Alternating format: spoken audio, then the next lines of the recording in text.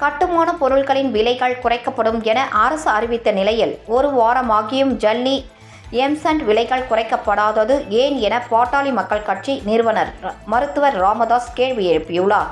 இது தொடர்பாக அவர் வெளியிட்டுள்ள அறிக்கையில், கடந்த 27ஆம் தேதி கல் குவாரிகள் மற்றும் கிரஷர்கள் உரிமையாளர்களுடன் அமைச்சர் துரைமுருகன் பேச்சுவார்த்தை நடத்தி ஜல்லி மற்றும் எம்சாண்ட் பிசாண்ட் ஆகியவற்றின் விலைகள் குறைக்கப்படும் என்று அறிவிக்கப்பட்ட நிலையில் அந்த அறிவிப்பு நடைமுறைக்கு வரவில்லை என்று குற்றம் சாட்டியுள்ளார்.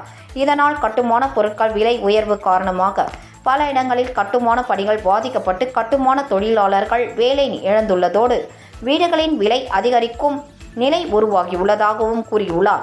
எனவே அரசு இந்த சிக்கலில் தலையிட்டு ஜல்லி எம்சாண்ட் பிசாண்ட் ஆகியவற்றின் விலைகள் ஏற்கனவே அறிவிக்கப்பட்டவாறு குறைக்கப்படுவதை உறுதி செய்து தமிழக அரசு நடவடிக்கை எடுக்க வேண்டும் என்று அதில் தெரிவித்துள்ளார்.